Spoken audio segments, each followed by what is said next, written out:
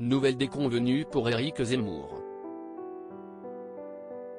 Après son échec à l'élection présidentielle, l'ancien polémiste espérait se relancer à l'occasion des élections législatives. Il était en effet candidat dans la 4e circonscription du Var, mais à l'issue du premier tour, il n'a pas réussi à se qualifier pour la suite du scrutin.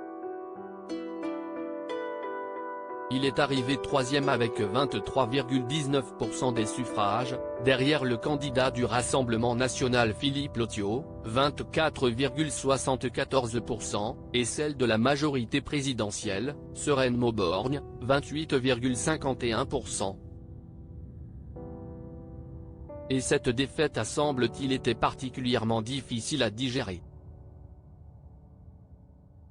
En effet, selon les informations de BFM Télévision, Éric Zemmour aurait décidé d'annuler toutes ses interventions télévisées.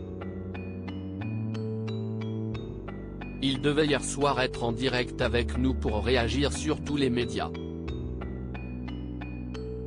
Dès l'annonce de sa défaite, son équipe nous a dit qu'il n'y aurait pas de duplex, qu'il ne communiquerait pas. Il n'a pas souhaité répondre à la presse, a indiqué un journaliste de la chaîne ce lundi 13 juin. À la place, il a simplement fait une allocution quelques minutes après l'annonce des résultats.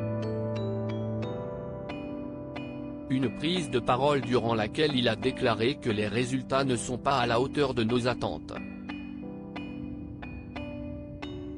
Mais nous venons de poser un drapeau dans chaque circonscription de France.